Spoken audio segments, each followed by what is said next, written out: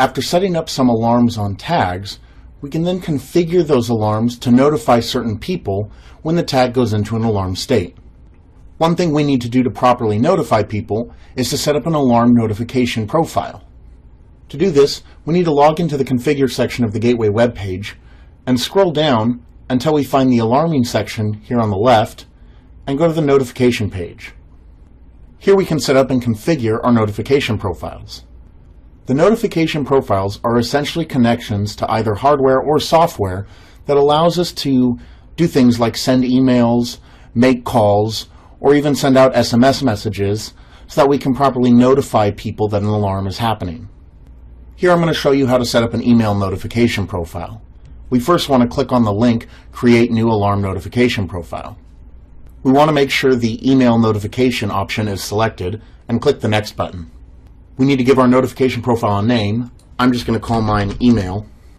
We can then scroll down a little further and take a look at these first two properties under Email Settings. In more recent versions of Ignition, the concept of the Gateway Network was introduced. With it, you could connect Ignition to an SMTP server that would be used to notify people of any problems with the Gateway Network. The connection to the SMTP server that the Gateway Network would use is actually set up here under the Email Settings page. If you have already set up a connection to an SMTP server there, then we don't really need you to enter in all of the information again, such as host name, port number, and the username and password to log in.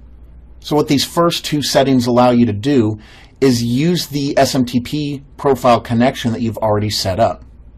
You simply need to check the checkbox of this first setting and then select the SMTP profile that you've set up earlier here.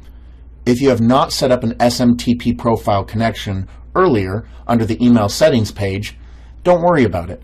We can set up a connection here instead. I don't have one already set up, so I'm going to make sure that this checkbox, Use SMTP Profile, is unselected, and that there is nothing selected here for SMTP Profile. I'm going to set up the connection using these settings down here. First, we need to enter in the host name of the SMTP server. We then want to set a port. I'm going to leave mine at the default of 25. We can then choose to enable SSL and TLS.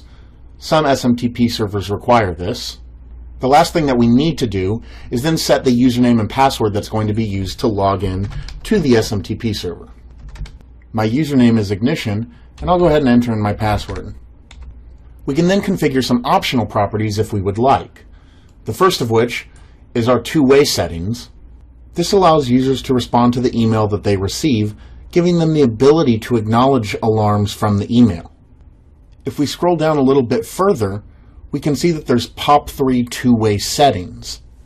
Here we can set up the notification profile to allow notifications to be acknowledged when retrieved from a POP3 mail server. If we scroll down even further, you can see there's an auditing section. This allows us to tie this notification profile to an audit profile that we have already set up in our gateway. This allows us to store certain events in the audit log, such as when emails go out and when they're acknowledged. Once we have everything configured the way we want, we then simply need to hit the button at the very bottom, Create New Alarm Notification Profile. We can now see my newly created email notification profile.